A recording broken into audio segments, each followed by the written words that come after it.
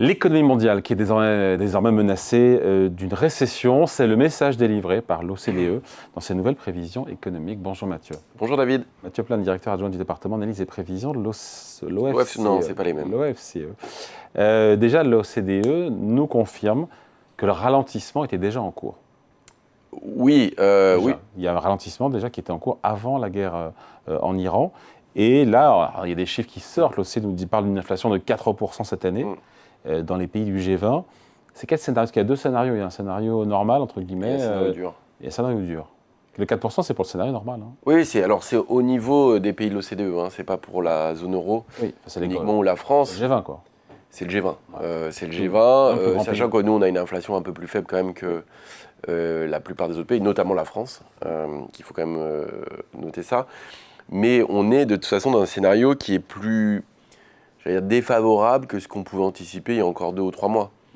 Y compris quand nous, on avait fait des prévisions à l'OFCE. Si on était amené à les refaire, là, aujourd'hui, on aura un scénario, on était à 0,8 de croissance, par exemple, pour la France, pour cette année. Si on reprend la même trajectoire de PIB pour les trimestres à venir, ajustée du choc énergie avec les nouvelles visions qu'on a, on serait plutôt autour des 0,5.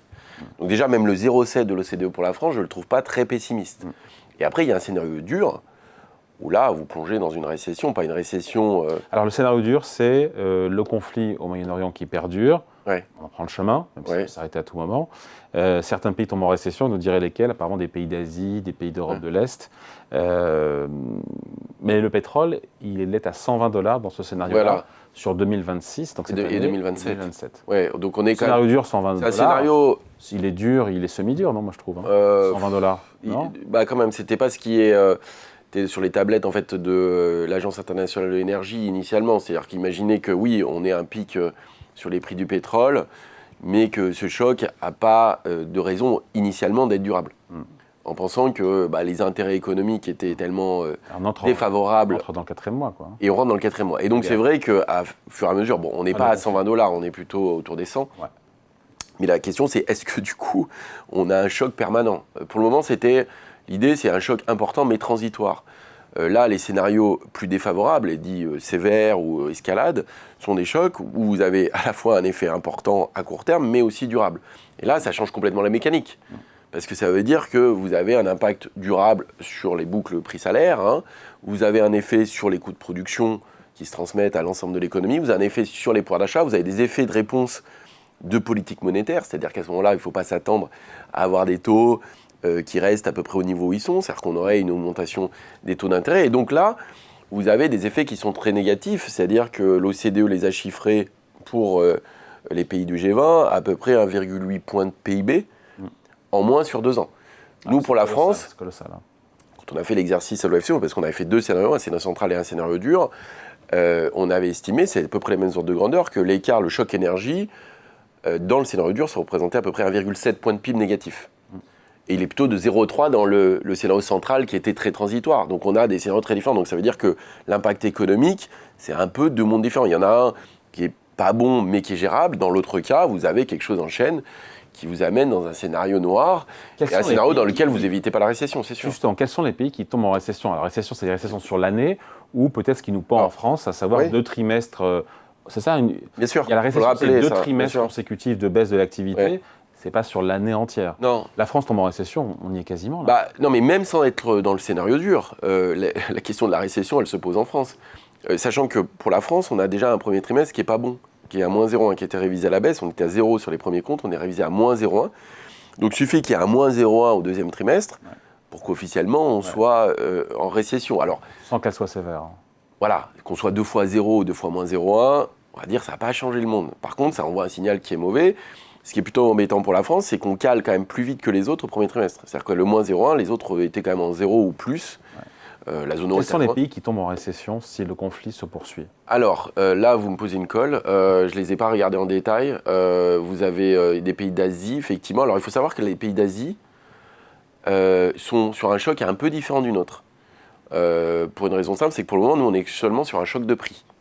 Ça veut dire quoi? Ça veut dire que l'effet de la hausse des prix du baril de pétrole créer un surcoût dans les prix d'importation, que ce soit pour les ménages qui payent plus cher leur essence. Ils en achètent moins, on a vu les chiffres. Ils en achètent moins, leur consommation baisse, un effet négatif sur la conso, les boîtes sont touchées plus par les coûts de production, ça joue sur leur marge, sur l'investissement, mais c'est un effet prix.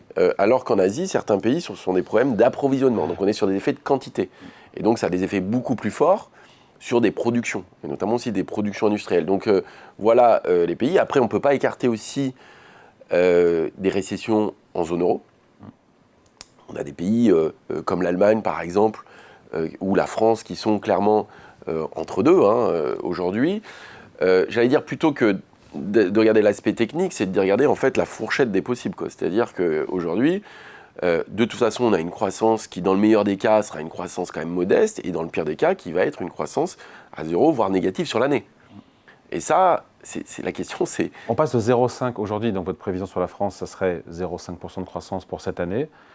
Qui n'est pas celle officielle, mais si on devait réviser, voilà... On avec les données actuelles sur le pétrole. Voilà. Et si, par contre, vous rentrez dans ces normes à $120 pour le reste de l'année, ben, on sera pas négatif sur l'année, mais on sera à 0,1 ou 0,2.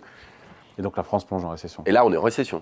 Là, c'est sûr. C'est sûr qu'on est en récession. Et alors, là, l'autre question qui est intéressante, c'est qu'est-ce qui se passe, bien sûr, sur la question du pouvoir d'achat, mais on a des idées, mais surtout sur la question de la réponse budgétaire. Donc, il y a la question des réponses de politique monétaire, parce que dans ce scénario-là, on a beaucoup plus d'inflation, y compris dans la zone euro. Et donc, quel est le taux directeur? Là, on est très au-dessus des 3%, donc loin des 2%.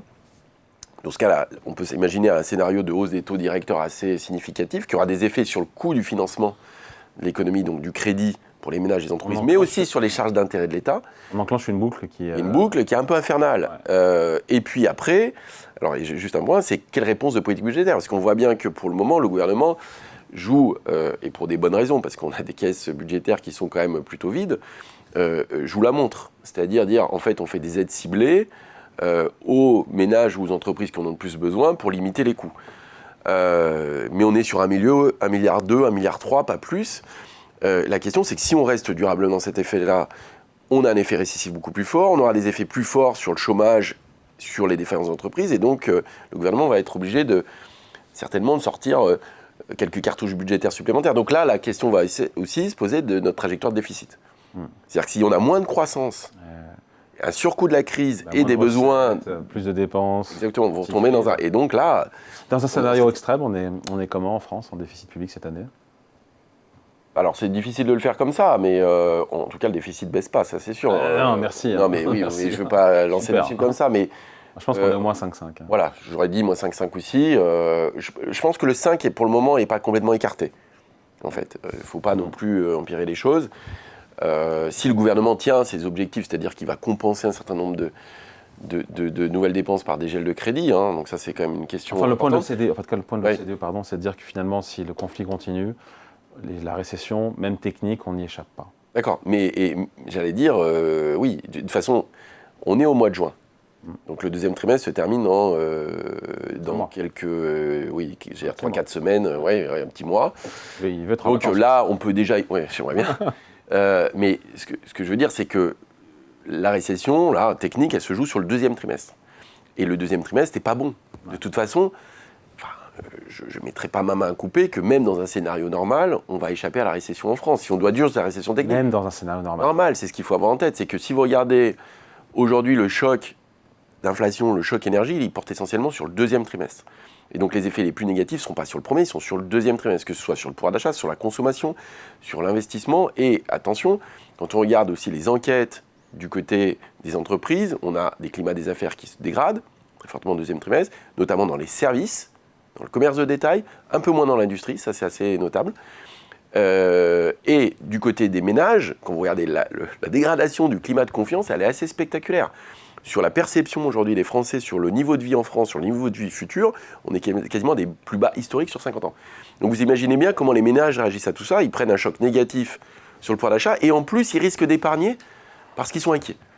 Donc voilà, le deuxième trimestre sera pas bon de toute façon et on peut être en territoire négatif, même dans un scénario où on trouve une forme de sortie de crise au mois de juillet, au mois d'août. Bah c'est super tout ça. Ouais, bonnes vacances. Ouais, allez, non mais bon, on peut toujours espérer quand même.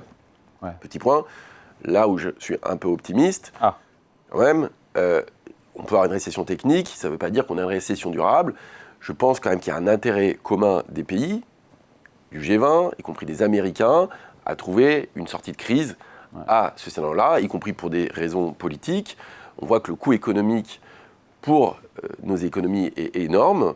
Et donc, il y a quand même un intérêt collectif à trouver une sortie de crise. Et c'est pour ça que... Ça, l'Iran l'a bien compris. Et l'Iran l'a bien compris. Et du coup, ils ont vraiment un pouvoir de négociation très fort. Mais Trump a aussi des élections à tenir dans quelques mois.